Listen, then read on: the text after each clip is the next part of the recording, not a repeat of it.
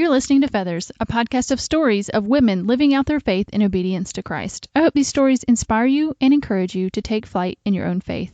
I'm your host, Amy Bennett, and this is Season 6, Episode 2.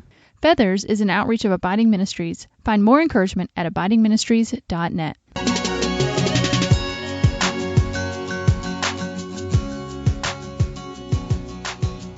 Well, hi, friend, and welcome to Feathers this week. First, I want to thank you guys for the support of the launch of Abiding Ministries. If you haven't had a chance to check that out, just head over to abidingministries.net. I have a new Bible study available there called Rich, Discovering God's Abundance in and Through Your Life. And it's also the new place you'll find the show notes to this podcast. So I hope you get to go check that out. But let's go ahead and get to this week because, y'all, this is a doozy. For those of you that like the longer form episodes, you are going to love this one. I almost split it into 2 episodes, but you just have to hear this whole thing. So today I am talking to Ervil LeBaron. Anna has had a very difficult and actually very public life over the years. She grew up a part of a religious polygamist cult that was often in the news. Her family has literally had a movie made of them. Anna has a new book out where she's recounting her perspective of childhood, and y'all, it was incredible. Like, really, really incredible. It may just be one of the best memoirs I've ever read. And I know a religious polygamous cult might be a little off-putting, but that's exactly why it was so good. It was just so amazing to see how God has redeemed Anna's life, and it's simply outstanding. And for those of you that might struggle with your past, this is absolutely going to give you some hope that there is nothing that God cannot redeem and use for good when we surrender everything to His powerful, capable hands. So it is my honor to introduce you to Ervil LeBaron. Well, hey, Anna, and welcome to Feathers today. Hi. Thank you, Amy. It's a pleasure to be here. Oh, it's my honor to have you here on the podcast today. How about we start out and have you introduce yourself and a little bit about yourself to people that are listening. Okay. I'm Ervil LeBaron. I'm the author of a book called The Polygamist Daughter. It's called that because I was born in and raised in a violent polygamist cult that kind of had its beginnings, the violent part beginnings were when I was about 3 years old. And so all of my formative years were lived under, a lot of fear, chaos, and insecurity. Is that a good way to describe it, Amy? Yes, to say the least. To say the least. And I escaped the cult. I've written the book to tell my story. It's been decades since the violence stopped, so a lot of people ask me if I'm in any danger for telling my story, and the answer is no. Is that a good general overview? Yes, that definitely gives a great background. So tell me, though, a little bit about your family, your immediate family now. My immediate family now, I am the mother of 5 grown children. My youngest daughter is 18 years old, and she is graduating in June. So I love to say that I'm done parenting once she graduates, but I know that everybody who has older children, which I have older children, will tell me that you're not done parenting ever, but I am done parenting minors. It's all up to them after that, right? Yes. So I had 5 of them. Like the decade of the 90s was completely lost to me. I was either pregnant and or breastfeeding the entire decade of the 90s. So movies, music, culture, it's all lost on me. Oh my goodness. And that was my teen years. So the 90s is what I look back as. I mean, the 80s too, as a younger child. I was born in 78. So the 80s and the 90s, that was when I went to high school and stuff. So those are special years, although I can't say that you missed too much.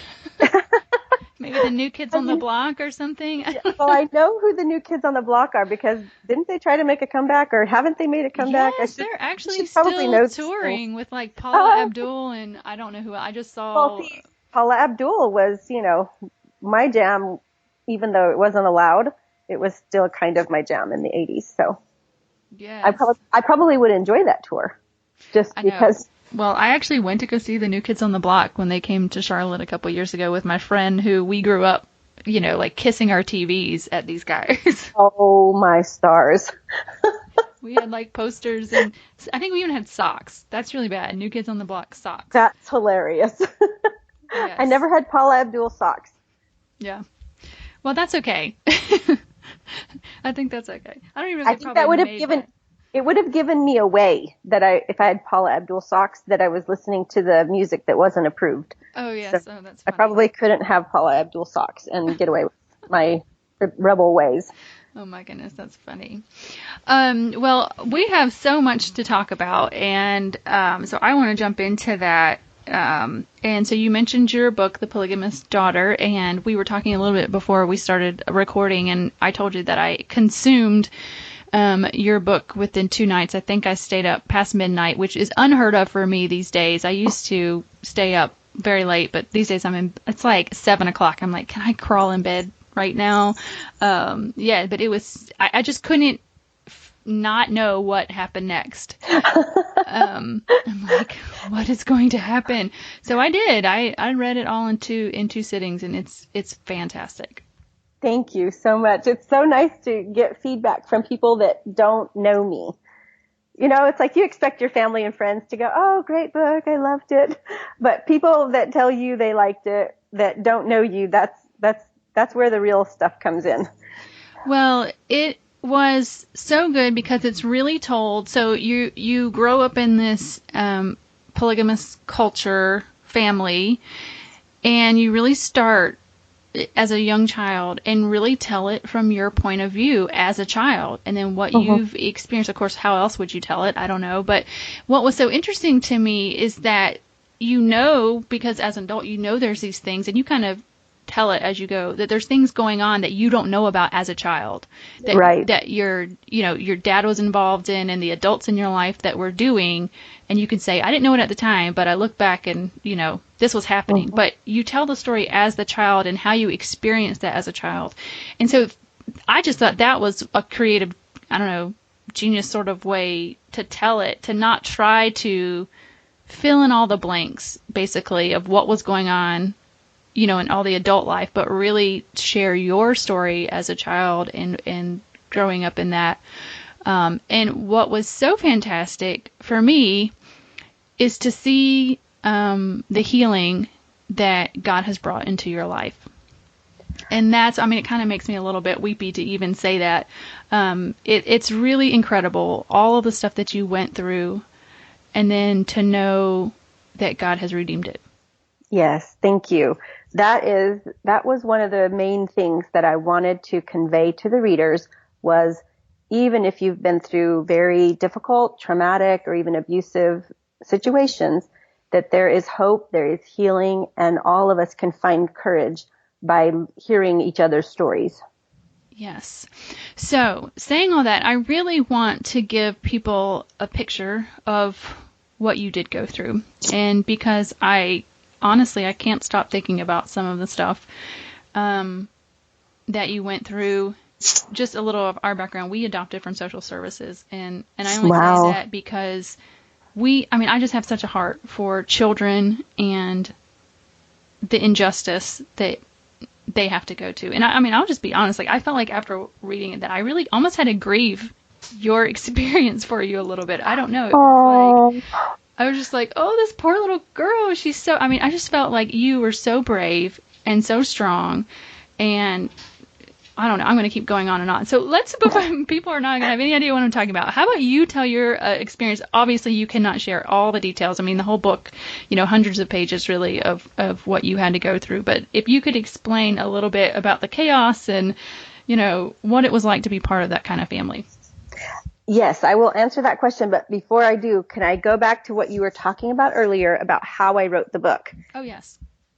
I purposely kept my perspective and kept the reader's eyes, I wanted the reader to experience it through my eyes. And I was very strict about that because there are so many other stories involved with my own that overlap. And I didn't want to tell anybody else's story because that's their story to tell. Yeah. And as much as I could, I kept it to just my story. And then the other part where I kind of inserted some information that I wasn't aware of at the time, I did that to give context to the reader so they would have a picture in their mind of what was happening around me. So they weren't just wondering, going, why is all this happening? Because I wasn't aware as a child of what was happening. And the other reason is because we live in a very Googleable time. And anybody that wants to can Google my father's name, my family name, anything, and read for days about the things that happened from the adult perspective, from the reporter perspective. And so I didn't want to spend time doing that and spend time on the historical aspects of it, because all of that has been covered in the lots of books that have been written about my family. Well, I think, like I said, I just love that. And I love the way you said it, through your eyes. And that's really the way I felt like I mean, I don't know that I felt like I was the little girl, but I definitely could feel your experience. And Yeah. It's just, I mean, at times, a lot of times it was heartbreaking, but yeah. There's a made-for-TV movie that aired on CBS in 1993. It's now available, I believe, on Amazon, if you have Amazon Prime, about my father, called The Prophet of Evil. Brian Dennehy played the part of my father, and it was horrific watching it in 1993. And I only recently watched it again with some girlfriends just to kind of refresh my memory of what it's about. Oh my goodness. Watching a movie of your life, literally. Yes, watching a movie of my family. It's like, oh my gosh. So anyway, back to your question. The way we grew up and the way we lived our life from the time I was 3 years old on, my father was wanted by the law because he believed in a tenet of the Mormon theology and doctrine that was taught by Joseph Smith and Brigham Young and the early founders of the Mormon Church, called blood atonement. So my father had people blood atoned, meaning there are some sins that the blood of Christ doesn't cover, and you have to atone for it with your own blood in order to not lose your salvation and be able to enter heaven. So my father had people blood atoned. The first person that he had ordered a mob-style hit on was his very own brother, and that was in 1993. So from the time I was 1992. So from the time I was 3 years old on, we lived our life basically on the run from the authorities. I was told that we were being persecuted because we were God's chosen people, that we were celestial children because we had been born of the prophet Ervil LeBaron. And that's how we lived our life, moving constantly from all over Colorado, all over California and Texas, and even Mexico, all over Mexico. So we moved a lot. So there was no stability. There was no, it was just chaos all the time. Up in the middle of the night, don't ask any questions, put you in the back of a car and you're driven, to the next location, the next safe house or whatever.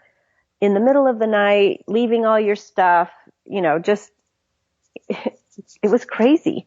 And that's how we grew up. That's how we lived. The women, generally speaking, were on welfare because one man cannot support so many wives and children. And talk a little bit, just briefly about the structure. And I mean like how many wives your father had, Sure. And kind of where you guys were in that. Okay. My mother was the fourth of my dad's 13 wives, and he fathered 50 or more children. 50 that I can count. There's probably more. And there were step siblings and half siblings, and 2 or more of the wives usually shared a home. And so there were always a lot of kids around to play with and mostly fight with. And there were, as I grew, one of my father's wives passed away from cancer. And so my mother took in her younger children and finished raising them. And then one of my father's wives committed one of the murders that he had ordered, the hits that he had ordered. And this was against one of the members of our group that had tried to get out and tried to move on with his life outside of the group.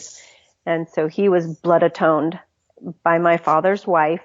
And so when she got arrested for that and put in jail, my mother took in her children as well. And so my mother had not only just her own children, but two other wives' children that she was responsible for. And how many was that total? It changed. I know it was never the same. Every time we moved, the configuration was different. So, it was almost always at night. So this is how it was. When you woke up in the morning, you were never sure who was in the house or who had arrived in the night. Didn't you say at one point in one house you guys had 20 people living in it in a 3-bedroom house? Yes, and that is a fact. I mean, I'm saying 20, I think I said 20 children if I added them up for the book. I think there were 20 children plus adults.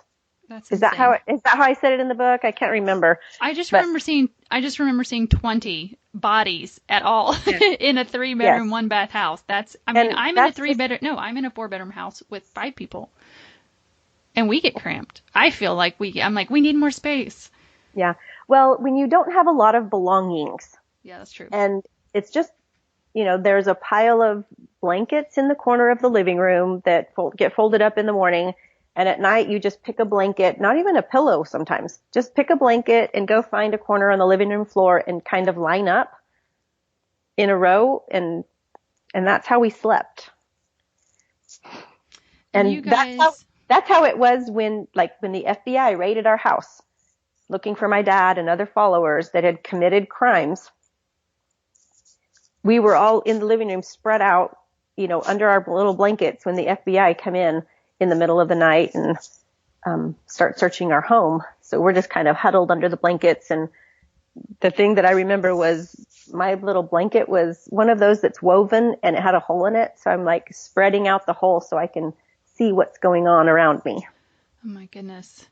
So this is a picture of you guys moving a lot. You don't have a lot of stuff. And also you guys were malnourished, right? Yes. There was never enough food to feed everybody that was present in the home.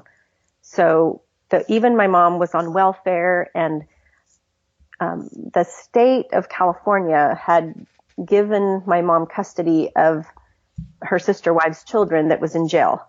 And so my mom was receiving some type of compensation from the state for taking care of those children, kind of like a CPS situation, like you mentioned. Yep. And we would have visits from some CPS people on occasion. And of course, when we knew they were coming, everybody got dressed up in their best, whatever clothes they had. And we were told to be on our best behavior and, because we knew this person was coming. And I have, vague memories of a couple of times that the CPS person came and visited our home. And how did you guys not get taken? I have no idea. We were taught to lie. We were taught to say the things that would get the right response.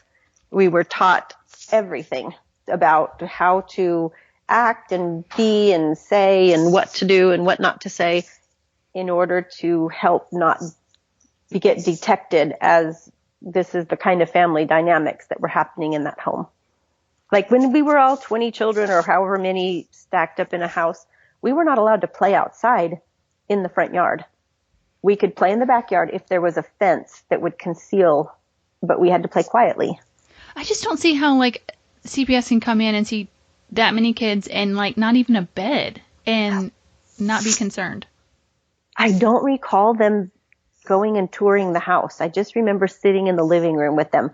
But of course I was a child, so I wasn't aware of all the adult stuff happening. I didn't even know why the lady was coming to our house. Yeah. Wow. So, I mean, it's incredible to me that it wasn't that people didn't know what was happening. Yes. Or maybe kept to themselves, that's their business kind of thing. Yeah. Kind of live and let live. This is they're happy like this, whatever. But I don't know. what really could they do? I mean, if CPS was already visiting, you kind of wonder what that would have done. But one of the things that I would love for you to talk about, and it's this thing that I can't get out of my head, is when you were taken to Mexico. So can you tell us about that experience? Yes. At some point, my dad had a vision, is what he called it, and felt like his children, that were my mom's children, were in danger. And so he ordered my mom to take us and drop us off in Mexico with some cult followers. And so my mother did. She drove to Mexico and left us with basically just strangers. And she took the youngest daughter back home with her, because that was how my mom did it. She was in and out a lot and gone and back a lot while I was growing up. But when I was the youngest child, because I was the number 10 of her 12 children. So when I was number 10 baby, and she needed to go and do stuff for my father and be gone for a period of time away from the home, and she would leave maybe like the 13-year-old teenage girl in charge for a days or up to a week or two. Wow. When you were the baby, you got to go with her. So I do remember taking trips with my mom. But when the next one came along, and then the next one, that's when you got bumped out of that little favored position. So when we were left in Mexico, my youngest sister got to go back with my mom. And there was a period of about a year where I did not know where she was. Was she coming back? Would I ever see her again? And how old were you? I was 9 when we were left there. And when I got back to the United States eventually, because I was eventually reunited with my mother, I had already turned 10. So tell us a little bit about the experience in Mexico. Well, we were left in the care of some of the followers that had joined my father's group, and they barely had enough money to feed their own family. And we were all kind of put to work doing odd jobs, and any money that we earned went to the kind of got turned over to them, and then they used that to help feed us, which beans and tortillas was kind of the thing that we ate for probably that whole year. On occasion, we would get like a banana. And I remember twice having bananas, in that time.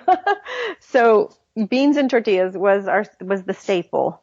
And because we were drinking the water, we did not have a choice.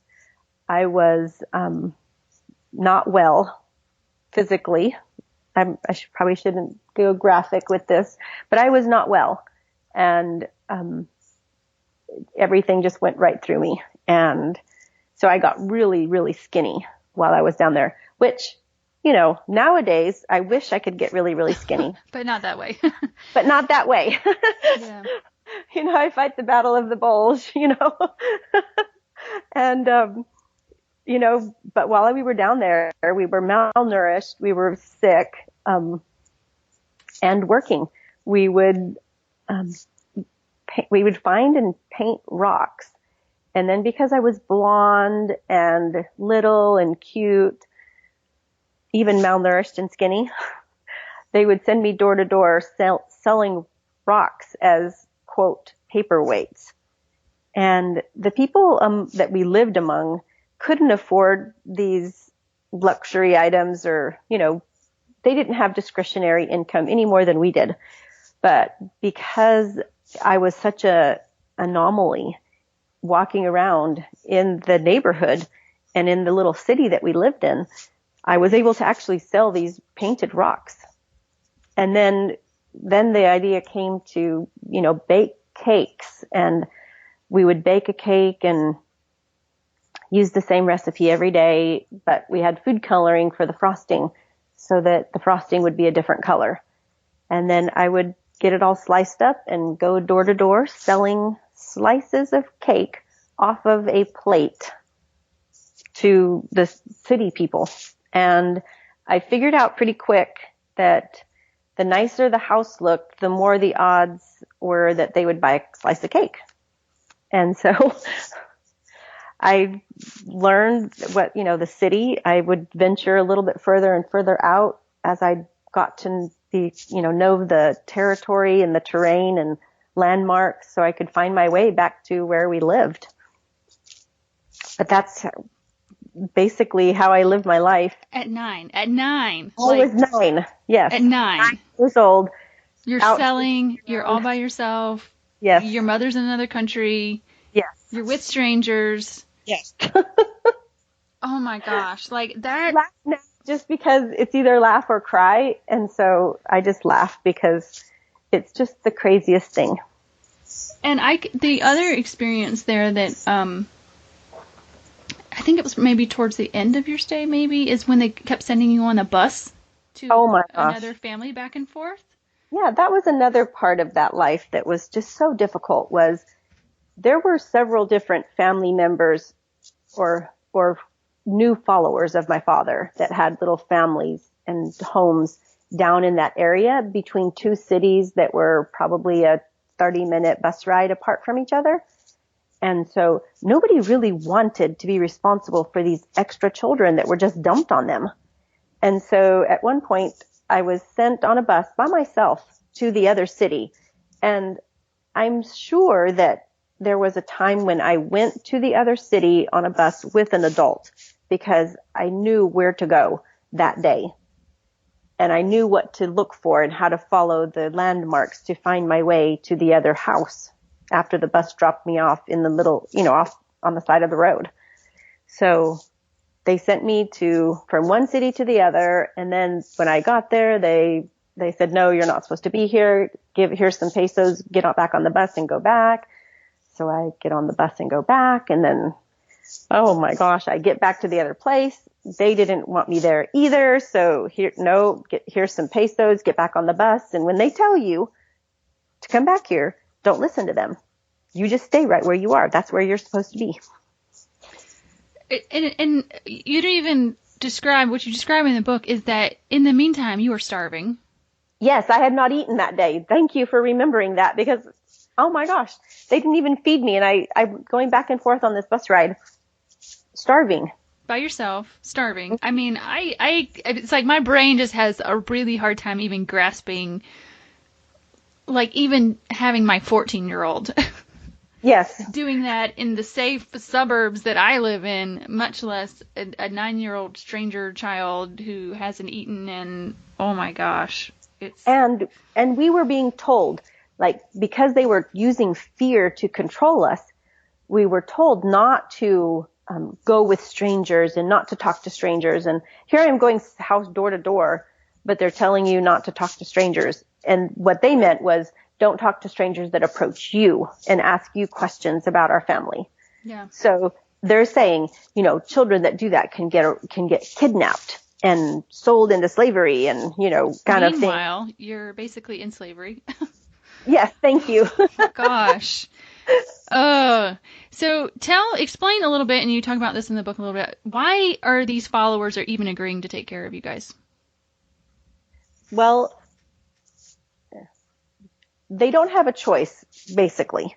They have to do what my father says. And in the meantime, they're committing crimes for my father. And so the way my father controlled, especially the men, was he would promise these men his daughters, one or more of them, if they did his bidding, as we grew to become of marriageable age. And I was 9 at the time, so even in our group, 9 still wasn't marriageable age. But right about the age of 15 or so, they were already deciding who you were going to marry and when that was going to take place. And some were married off as early as age 15, 16, 17. Your fate was already decided for you. To older men too. two older men who already had wives, of course. Of course. You were not allowed to fall in love and start dating another boy in our group, if, unrelated, of course. You were not allowed to have those types of relationships. Those were forbidden. Oh, my goodness. So this whole situation is just, chaos is not even the right, Yes. the right level of terribleness. I don't even know what word. Atrocity. Yes. Oh my gosh, it's so insane. Human degradation. Yes. Slave labor. So, you get through this time of a year, and one day you end up back with your mom. Was it in Denver is where you went? My mom actually came back down to Mexico at one point. She didn't get to stay, but she did come and lay eyes on her children, her own self. And so I did get to see her eventually. And then she only stayed the weekend, and then she was gone again. And then eventually after that, we were taken back to Denver. And then, of course, we were with her. But by then, I talk about how those events of my childhood left me looking at the world through a pair of lenses that for the longest time I called them sadness and uncertainty. With the help of professional counseling, because I've received a lot of that in my adult years, I've been able to call that pair of lenses what it really was, and that's depression and anxiety. And those experiences kind of set me up for needing lots of therapy and lots of counseling and needing lots of help to overcome some of the emotional distress that my childhood left me in. Absolutely. And I definitely want to dive into that, but I want you to talk about your escape at age 13. So we're going to do spoilers here just for the whole thing. I think it's on the back of the book, isn't it? Where you get out at age 13? The fact that I'm out isn't a spoiler because otherwise I could be talking to you. Yeah, that's true. That's true.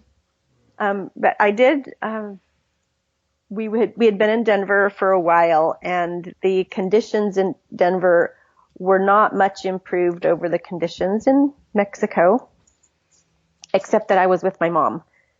We were still slave labor for the appliance business, the used appliance business that our family ran to make money. And most of that money, by that time, my father had been arrested and he was in Utah serving a life sentence, I think. So he was in jail, and a lot of the money that we earned went to pay his attorney's fees and lawyer's fees for defending him in court and all that. So we didn't see the money that we helped raise, obviously. Conditions in Denver were as bad as they could possibly be.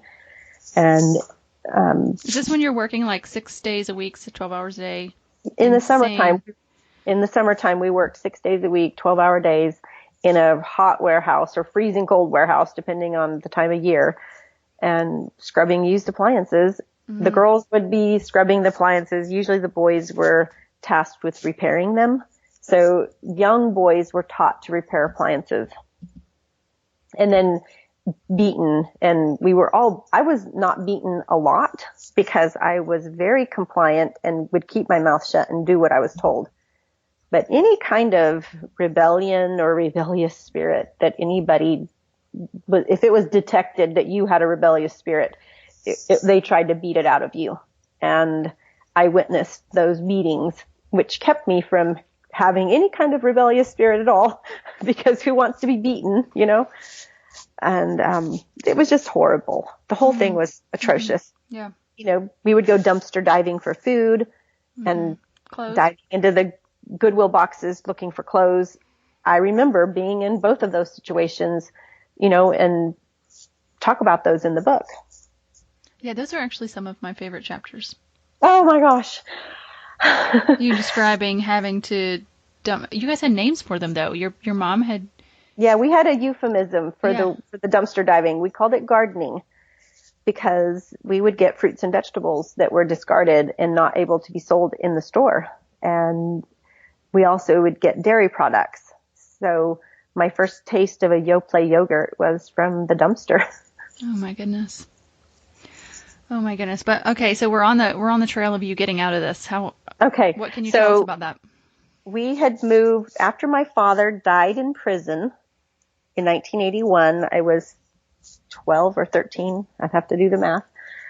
He died in prison in August of 1981. And after that, I had a brother that was living and working in Houston for a used appliance company in Houston that was part of our family and still part of the cult, but a different section of it, or,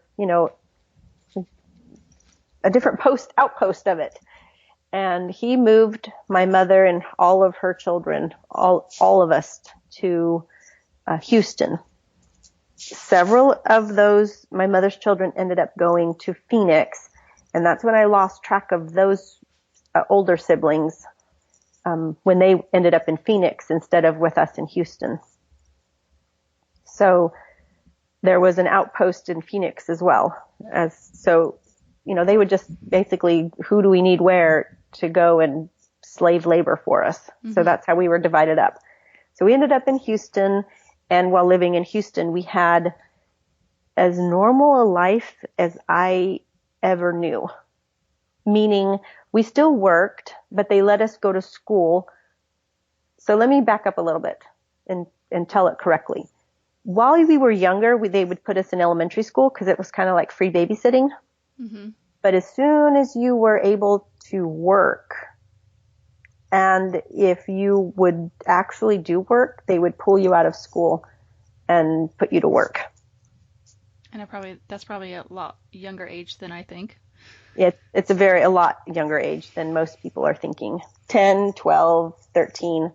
As soon as you could get into any kind of trouble at school, or you started seeing the world through a different pair of eyes, and you would start showing any kind of affinity for the things of the world, they would rip you out of school and you were put to work. Mm.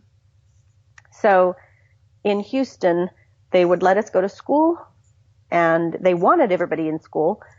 And in the afternoons, you worked in the warehouse. And the conditions were a lot better. Nobody was beaten. And they were actually trying to do good with us, meaning no cussing was allowed. And I will say in Denver, we were cursed at for hours a day. The people that were just slave driving us, we were cursed at and beaten. So in Houston, it was different. Nobody was allowed to curse. And if you were paid money, actual money, for the work that you did at the warehouse in the afternoons and on Saturdays. So if they heard you cursing or using a curse word, your pay would be docked. I mean, we would get like $5 a week. So we're not talking big bucks here. But $5 a week was better than nothing for doing a lot less work than we were doing in Denver. So we felt like we were rich. And so I never cursed, or I would try not to for sure, because I wanted all of the $5 on Fridays on payday. And so I was able to save up my $5 week after week and go to Marshall's and buy myself a pair of Gloria Vanderbilt jeans. And then I saved up my money again and bought a pair of Nike tennis shoes. They're seconds and they're off, whatever, at Marshall's. But they were Nike tennis shoes, brand new, instead of clothes from the Goodwill box, that didn't quite fit or, whatever. So in Houston, we had a life that was the most normal and the best I'd ever experienced ever. And then my dad dies in prison. So the guy that was in Houston kind of didn't have his slave labor. So he up and tried to convince my mother to move back to Denver with all her children. And I got wind of that, basically decided I didn't want to go, and called a sister. Long story short, I ran away from home and ended up living with her. And my mom did take everybody in the middle of the night and moved back to Denver. And I got to kind of change the whole trajectory of my life was changed with that one decision. Right. I mean, just reading that, I was sure that your mom was either going to pick you up and take you to Denver with her, or somehow just convince you that's what you really needed to do. I was shocked that your sister hid you. So she hid you like in a hotel, right? Yes. Yes. And she was so supportive of that. And so your sister had they basically left the cult at that time? Well, the way I describe it is they were on the fringes. And they were trying to create a life that was better than the one that everybody else was experiencing. They were trying to create a better way of life. And they had not left the quote cult technically, because that was punishable by death for you to leave the cult. And so they were on the fringes, still kind of sending money to the people in charge and to quote the prophet, out of their earnings. And so that kind of kept them in good standing. But they were on the fringes. They were not wanting to be part of the bloodletting that was happening. And so it took a while for that to become very evident that they were not a part of it anymore. And so that was, and so I wanted to be with them because I knew they weren't going to be going back to Denver. Right. And so that's how I ended up living with them, and they ended up finishing raising me. Mm-hmm. And that really was, I love that you call that. That was really changed your trajectory of your whole life. Mm-hmm. Just really incredible. But you still are entangled with all of this through the next many years. I mean, we don't have to go into all the details, but yeah. I do want to talk about, because that decision actually is how you met Christ. Yes. So tell us a little bit about that. Through a series of circumstances that I describe in the book, and it's probably too much for here, my sister and my brother-in-law ended up putting me in a little Christian school because I was 13 years old at the time. And so now they're responsible for a 13-year-old. And of course, there's lots of things that teenage girls can get involved with at a public school that might not be what they want me involved with if they're raising me. So they figured, because they weren't believers or they weren't Christians at the time, they considered me maybe learning about Jesus to be the lesser of two evils when compared to the horrible things like sex, drugs, and rock and roll that I could learn about in public school. So they ended up putting me in this little Christian school, and that's where I came to know Christ. And like I said, the trajectory of my life was changed from that moment. That's the reason I'm here having this little chat with you today, is because of that decision. It's incredible. It's incredible. That's all I can say. And if you guys want the details, you got to read the book. I'm just giving the big overview here. I know. But I don't know.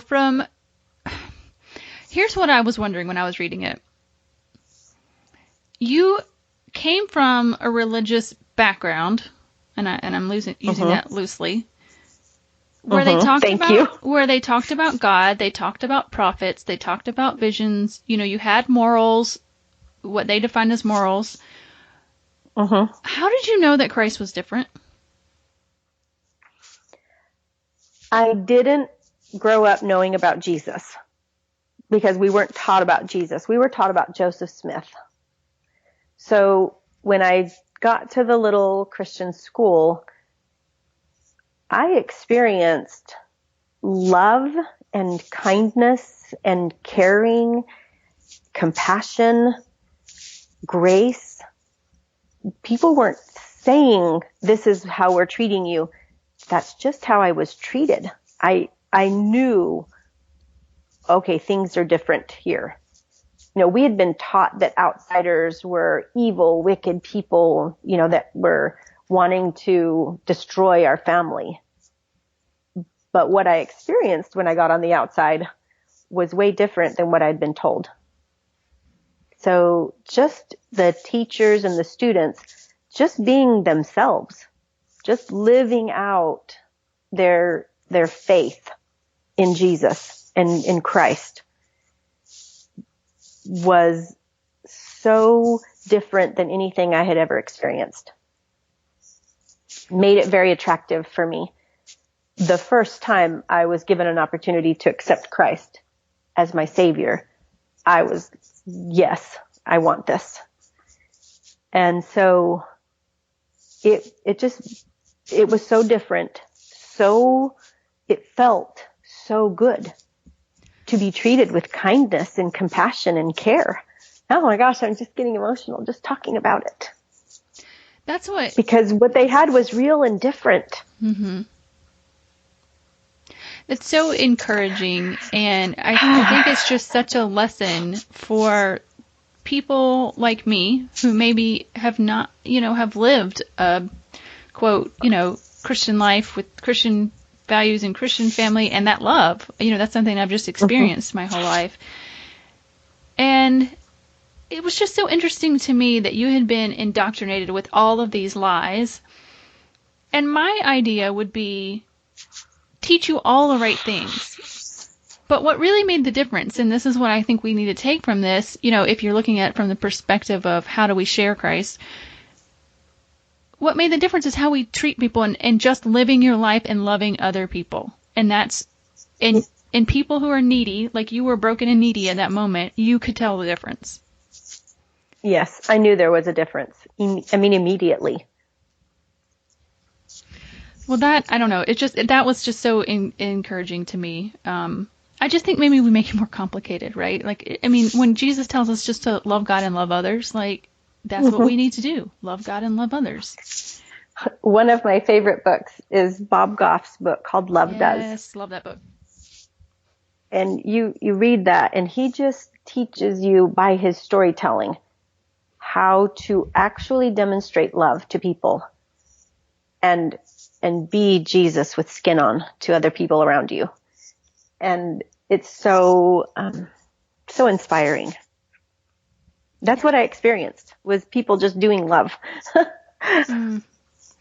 So it made an incredible difference in your life, but it didn't necessarily, wasn't a magic pill, obviously, for all that you've been through. You still were so affected, and of course we don't have time to go into all the details, but you did end up in, and you mentioned earlier, and I'll circle back to that, is just a state of depression. And I guess you could say things started catching up to you. So yes. Can you talk about that season of your life? And I would say from my viewpoint, is that when you really started to begin, even though you were a believer, you really began to actually heal when you went to the bottom. So talk about that a little bit. Well, I know that while I was living with my sister, while I was a teenager, I went through a period of depression that was undiagnosed. Because I remember periods of time where I just wanted to sleep all the time. I would get up and go to school and come home, and in my little school cubicle, which is how we studied, was in little cubicles, I would prop my elbows up on the side with my head propped up, on my chin on my hands, and I would put a book on each side of the little cubicle to hold up my elbows so I would look like I was studying, but I was actually in my cubicle sleeping. And then I would get home, and I worked for my sister and my brother-in-law, and they had 6 children. I helped manage their children. I helped manage their business. They had a used appliance business, and I helped manage their appliance business, and just did whatever is necessary and errands and whatever for my sister. But when they were not around, when they would go off and go to lunch or do something like that, I would find a place to just kind of curl up and try to sleep because my eyelids were so heavy all the time. And I know I can look back now and recognize that I was going through a season of depression, And I did eventually come out of that just because I was surrounded by care and concern and compassion and all of that. And so I eventually did come out of it on my own and managed to cobble together a good life of what we were experiencing based, with what I had, and make the best of what I had, even though it wasn't ideal. And I talk about, those things in the book about, what was happening around me. The circumstances weren't ideal, but I made the most of them and ended up graduating from school there. And so life was hard. Life has been hard through my childhood, through my teen years, very difficult. And the healing journey that I have been on, and I say since then, I'm well into my 40s, and I've been on a healing journey probably my whole adult life. I've experienced a lot of counseling and therapy for the traumatic events that we experienced. Just because we had gotten out of the cult didn't mean the trauma stopped. There were other events that happened and took place that left me very traumatized and through another season of depression that I talk about at length in the book, and the counselor that, came alongside of me and helped me. So all heavy topics. This is all heavy. It is. But I think this is so, it's just so incredible because I think in some way or another we've all experienced trauma. Mm-hmm. It can be small, it can be big. Clearly yours were big. I think in the book you talked about you were in counseling for something like 5 years. Mm-hmm. Just for people who may be skeptics of counselors, because I know there are people who are like that. Mm-hmm. What would you say a counselor helps you with what do you think a counselor helps with? Well, I would say that I talked about the made-for-TV movie that was on in 1993. That movie, coupled with a couple of years later attending a family event that I got to meet some people that I hadn't seen in years and meet some people that I didn't know even existed that were related to me, kind of put me into, I had so separated myself from my family of origin by that time. I was married and having children, and my family of origin and the circumstances that I was raised in was basically compartmentalized and put off to the side, and I didn't have to really look at that very often. The made-for-TV movie about my dad kind of tailspinned me a little bit, and then this family wedding that I attended in 1995 kind of brought it all back for me. And a friend of mine, when I was talking to her about the emotions that I was experiencing as a result of that, suggested I talk to a counselor. And so I went in, and over the period of 5 years, off and on seeing this counselor, I did what she called peeling back the layers of an onion. When I saw her the first time, I had been so detached emotionally and numb about everything that I experienced, all the trauma, all the abuses. I had so detached myself and was so numb to those experiences that I didn't have ways of communicating any of my feelings that would allow me to grieve or mourn or experience emotion in a way that was normal. Mm-hmm. And so, researcher and storyteller Brene Brown says that you cannot selectively numb your emotions. If you numb the negative ones, you're also numbing the positive ones. Mm-hmm.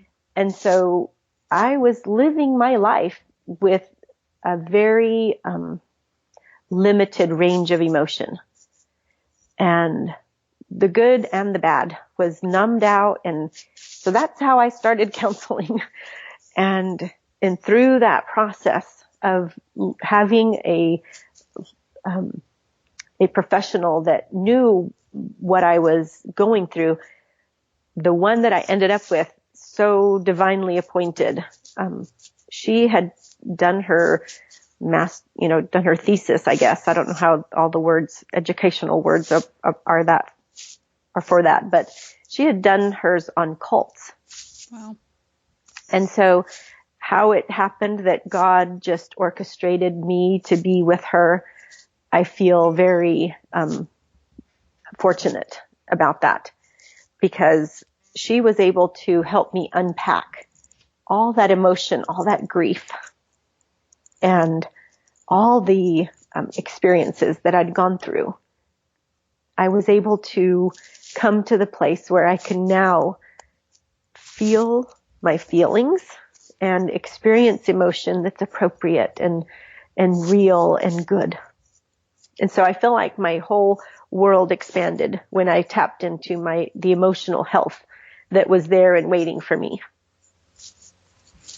So, it's just beautiful, and I think it's so needed that, really to be able to function in this world after what you experienced, you really just had to stuff it down and move that to the side. And so what the counselor just really helped you do was unpack that and like you said, grieve it. And I think that, again, to some sort of extent that we all have to do that at some point. As perfect as, a childhood can be, you still at some level experience that. And so I think we all have to, grieving, I actually had, Esther Fleece, who also experienced a traumatic childhood, on my podcast last season. And, her book is No More Faking Fine, and that's what she had learned to do, was just to fake fine. And she talks about the language of lament and just really learning. She had to learn how to grieve. Yes, and that was very very scary, to allow emotion to creep up and find its way out. And one of the people that has been very instrumental in my spiritual formation is a man named Bob Hamp. And he talks about the opposite of depression isn't happiness, but just expression. So the opposite of depression is expression. And so I can very much say that when I learned to express emotion, I was healed of depression because I was expressing the very things and the very humanness and the very all the humanity of my experience was full again, instead of curtailed and shortened and depressed. You kind of depressing is kind of stuffing things down. Mm-hmm. Yeah. So the opposite of depression is expression. And when I learned how to express grief, how to express emotion, my life became alive again. I became alive again. That's how I feel. Wow. And I think, along with God and along with people that he uses, I think the counselors, that he can bring that. And I do want to speak to, just quickly, you talk about just there's a spiritual aspect to what you experience coming from a cult, and just the evil, and I'm going to use the words that from the movie, the evil of your father. You said that there was something like a generational sin or generational curse, and that you were freed from that bondage.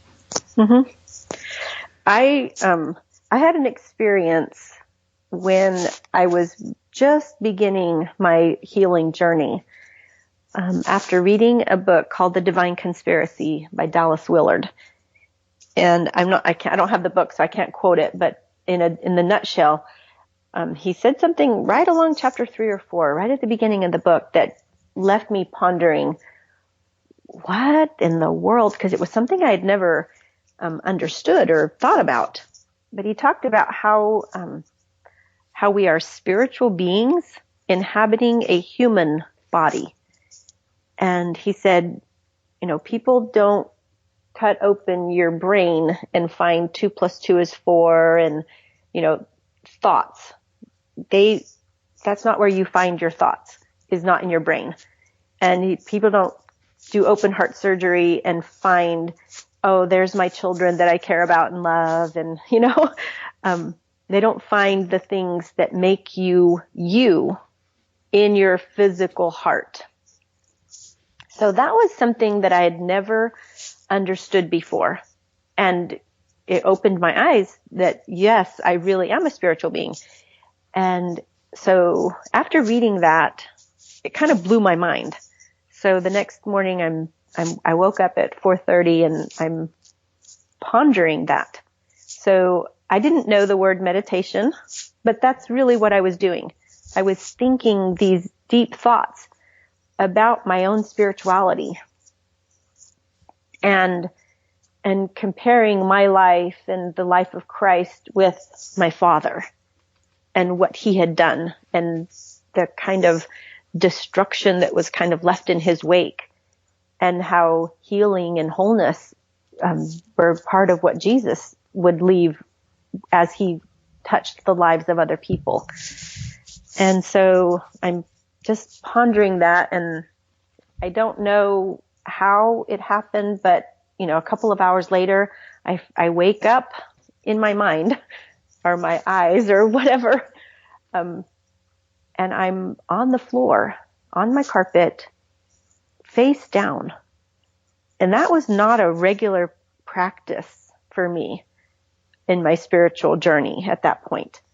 I'm face down in the carpet, praying and saying, okay, God, my father used his spiritual influence for evil.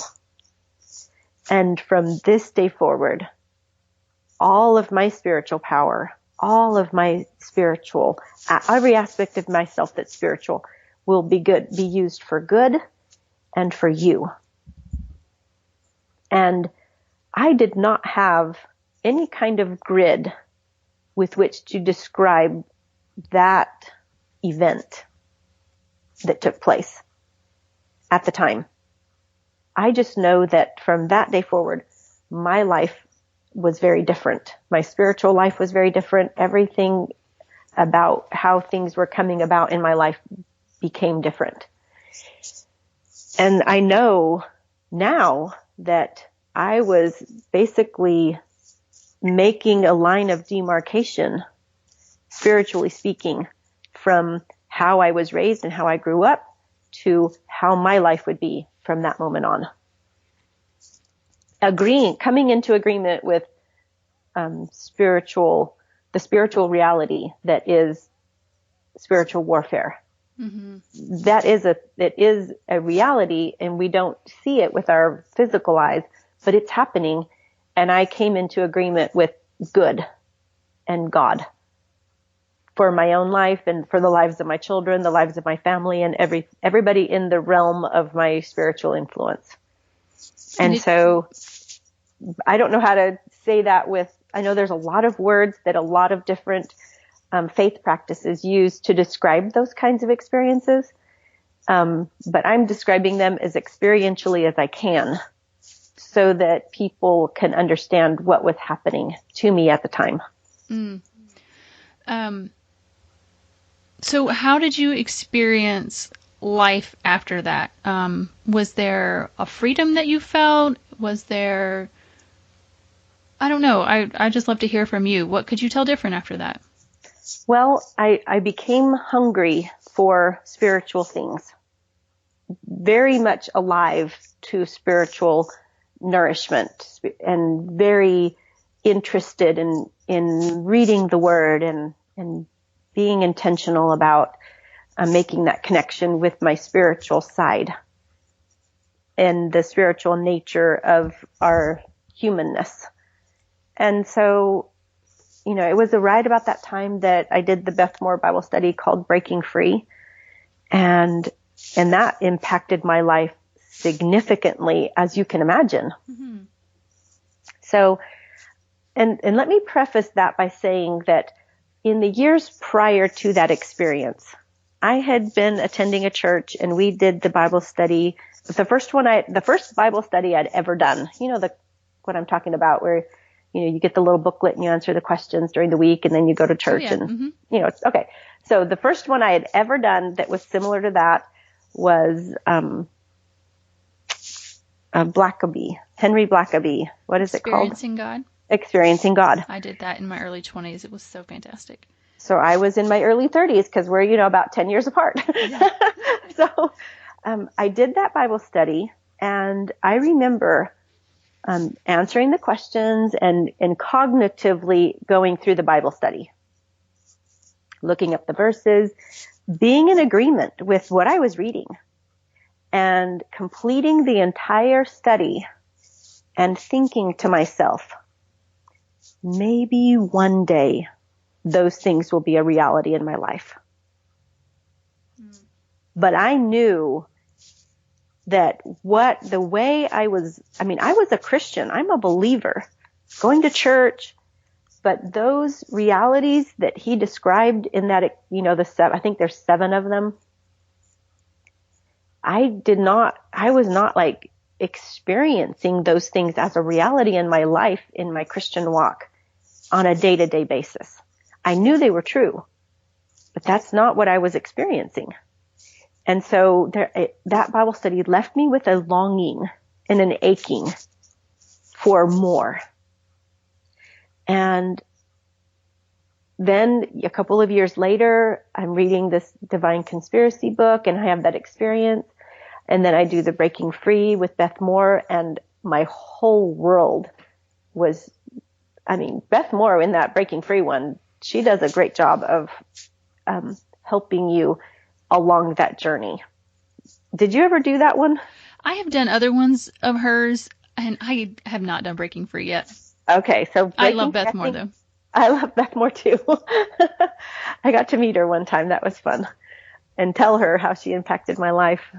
But I still have the letter, because at the end of that Breaking Free Bible study, she prays a prayer. And back then, I was using cassette tapes, Yes. So she's praying. Wow. I'm listening to her cassette, because you had to buy the whole cassette, set of cassettes, The book of cassette tapes, yeah. Yes. I'm listening to the cassette. I'm listening to her prayer, and I would stop it, and I literally wrote out word for word her prayer that she prayed at the end of that, because it was so impactful. Tears are streaming down my face as I'm writing out this prayer that Beth Moore prayed over us. Oh my gosh. Excuse me just a minute. I still have, because I typed it up and I put it in my Bible. And I still have that prayer in my Bible that I typed up that day. And that Bible study changed my life. Oh my gosh. I ended up, not long after that, my family moved to Austin. And I get involved with the local church there and get involved with a small group. And one day we're having the, small group at our friend's house, and I go in, and there on the table is an Experiencing God Bible. And it had been so many years since I had been or even thought about the Experiencing God Bible study that I had done all those years ago. And I, just as a curiosity, I flipped open the Bible thinking they'll probably have the 7 principles that he taught listed in here. So I flipped open the Bible, and sure enough, I found those 7 things. God is always at work around you is the one that I always remember when I'm listing them in my mind. And I remember that day reading through that list and thinking, oh my gosh, every single one of these things is true in my life now. And so that is a lesson to me even today, that even if there are experiences that we have that are spiritual in nature that we don't understand, or that we're left longing for more, that God meets those longings. Just the longing itself is enough for him to kind of step in and bring about those realities, even when we do not understand that he's at work. Amen to that. Amen. Amen. I have definitely experienced so many moments to experience God. I mean, we go back to that, and he does meet you in those longings. And when our longings are for him, he meets us there. And it may take years. It may take years. The verse that comes to mind is, delight yourself in the Lord, and he will give you the desires of your heart. Yes, the thing I think that we struggle with is the timing of that. But Right. I love, and I'm just, writing even notes on my paper about, he brings that experience in God to plant those, to know that those are available to you. Right. And then brings divine conspiracy. Because this is how God works in my life a lot, is other people's words, especially in books and in teachings. And then, bringing Beth Moore's Breaking Free. And those are all gifts, I think, that, God gives us and just leads us closer and closer to him. And there's a time for all of these words to meet us. And it's all about him drawing closer to us and us drawing closer to him and experiencing more of him. And that's what it's all about. And it's just so beautiful in your life. I have 8 more questions I could ask. Oh my gosh, I could go on and on. I've kept you for so long, though. I just cannot just say how beautiful it is, the work that God has done in your life. Well, I agree. Can I tell one more story? Yes, please. When I was very young and a teenager going to that little Christian school, we were required to go to church to be able to attend there. So I remember singing a song way back when, and you'll probably remember it, and I'm not going to sing it for you because I do not have my mother's beautiful voice. But the words of the song go, something beautiful, something good, all my confusion he understood. All I had to offer him was brokenness and strife, and he made something beautiful of my life. And that song, I used to sing it and weep, not knowing what was to come and how beautiful it was going to be.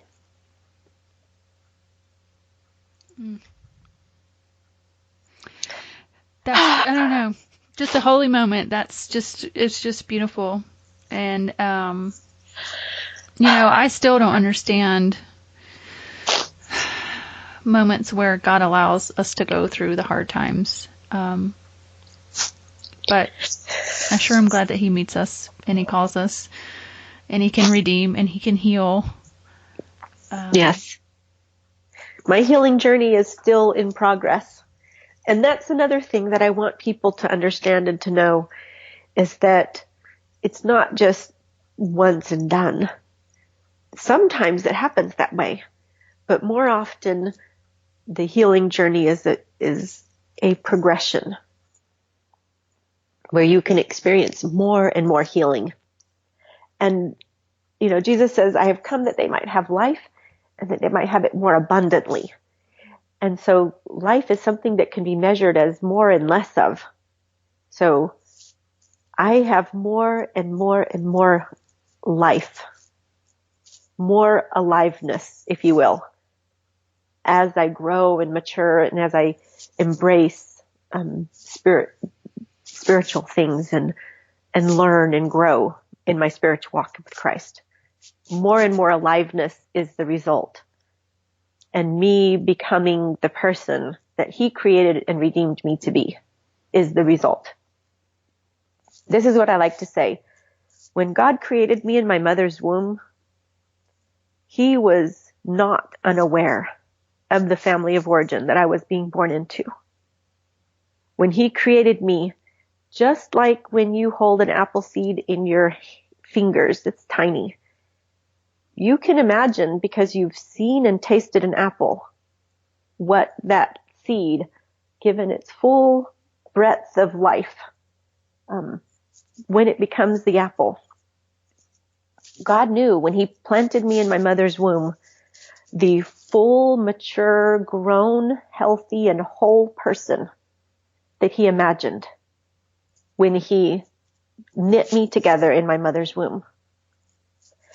And that's who he has seen all along. When I was 13 and received him, he already knew where I was headed. And that's who he saw this entire time. Even now, in the ways in which I still am affected by the world's brokenness and my own brokenness, he still sees the mature, grown, healthy, whole woman that he designed and created. Mm-hmm. And that's who I'm aiming to become as I look for and press in and process and become that person that he created and redeemed me to be. That full expression, the full aliveness that he imagined that day. Mm-hmm. And it's a glimpse of his glory. That's what I love. Yes. So good. Thank you, Anna.